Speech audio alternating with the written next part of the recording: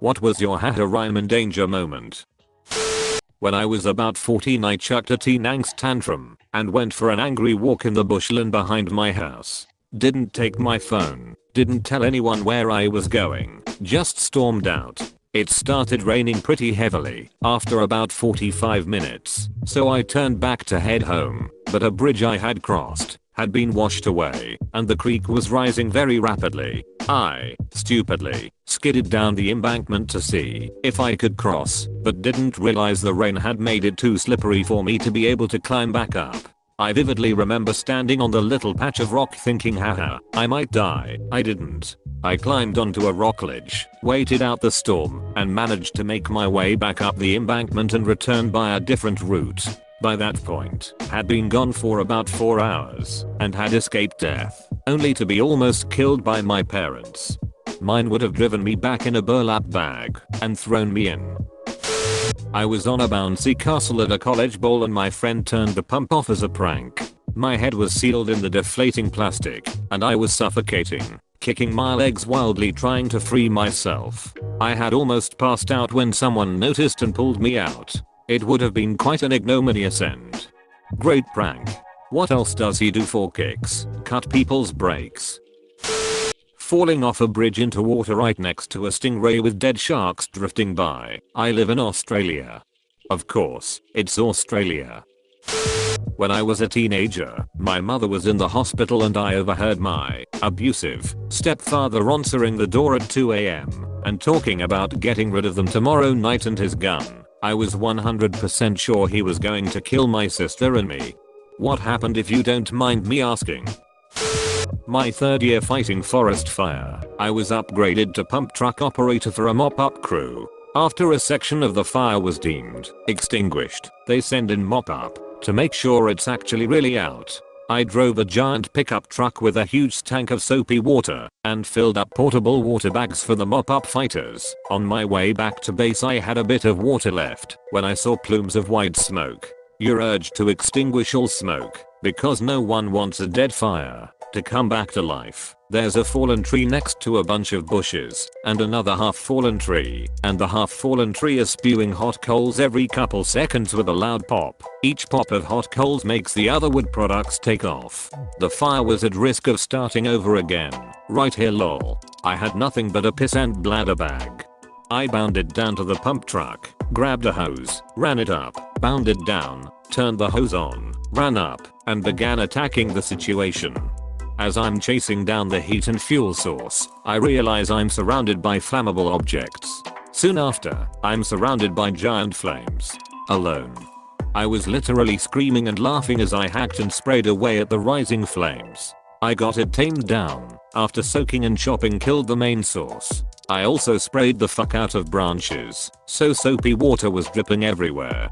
I had just finished rolling the hose back up and was catching my breath when these Marines came running up the hill. They were sent to investigate the smoky mess I'd been dealing with.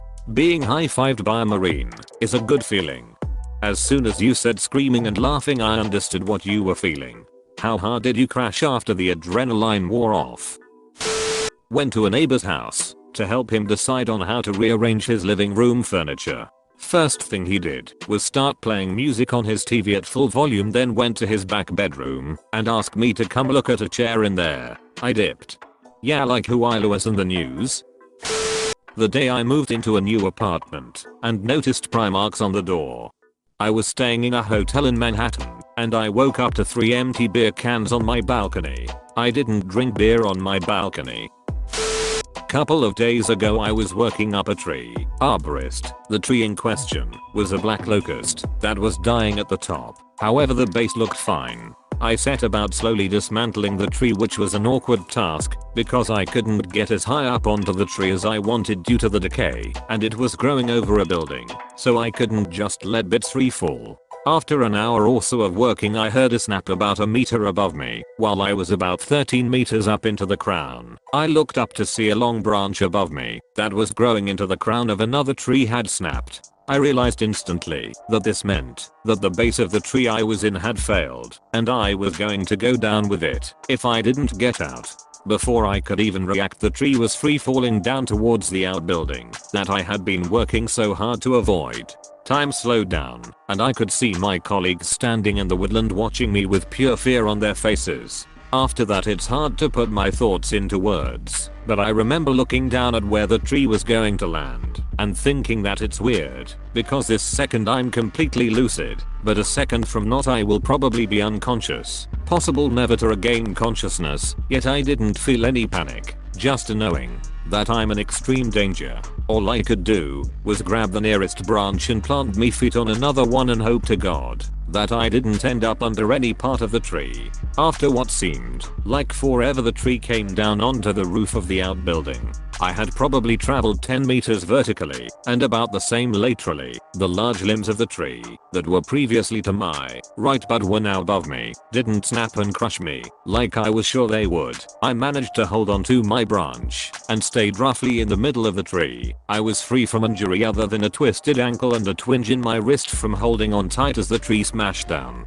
I don't know how I didn't get seriously fucked up by that tree, and I don't know why it failed on me.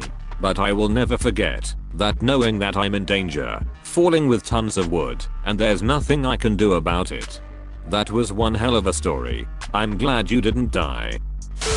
I drove through a notorious neighborhood back in my hometown and the engine had become entirely cut off. Apparently my dumbass had it on third gear for a couple of hours. I got robbed that night, but thankfully there was no carjacking.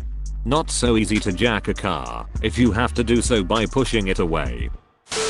So I was walking to my school, and there's this little street with 2 lanes that leads onto the highway that you need to pass to get to my school. I usually wait till everyone has passed, since no one respects the yield, but that day, the guy in the right lane actually yielded, which was awesome, so I made my way across. Suddenly, as I passed through the right lane and entered the left lane, before my mind could process anything, my body just straight up stopped moving. I was briefly confused before I felt 2 cars barely graze both my front and backside. Apparently the guy on the right started driving again as soon as I was out of his lane, and at the same time, a guy behind him was being impatient and jumped to the left lane without stopping for me, so they both passed me at the same time, while I survived by being frozen in the minor gap between the two.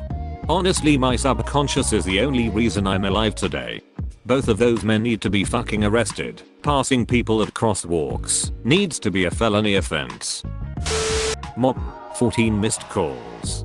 That means the same thing in a different way when you're older and live out of state from your parents. Mom, 14 missed calls. Oh shit, I'm dead. Mom, 14 missed calls. Oh shit, grandma's dead.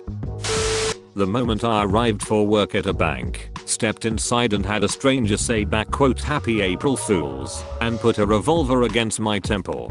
2 robbers, both with revolvers and rifles, had made their way inside before opening and had bailed up the manager as he arrived and then the staff as they arrived. They were talking to a third accomplice on walkie-talkies. I was told to lie with my face down on the ground, arms on my back and legs together.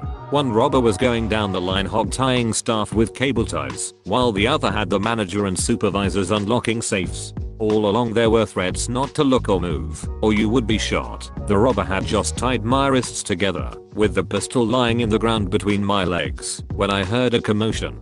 A staff member had managed to exit while they were distracted, and the robbers followed him and left the bank quickly. They got nothing. All in all, I was there with 15 other staff for about 35 minutes. Did they ever catch the guys? Glad you're okay. That's scary AF. Stood between my mate and a guy in a motorcycle gang during a bar altercation. Didn't think that one through, and luckily made it out without injury. Drunk in Amsterdam wheeling around a guy in a wheelchair we met. We were like 18, the guy in the wheelchair 30 something. Well, we ended up in a dark alley and 5 tall sketchy dudes surrounded us, but I was too drunk and happy to realize it was a threat and chatted happily with them. They started asking for money and I was like haha no. All of a sudden this queen of a woman stepped inside the circle and told the guys, fuck off, they're with me. Had a nice chat with her, then we wheeled the guy in a wheelchair home. The next day I realized she saved our butts. Wait, who TF was the girl though? She must have been someone the guys knew, or surely they would have just robbed her too.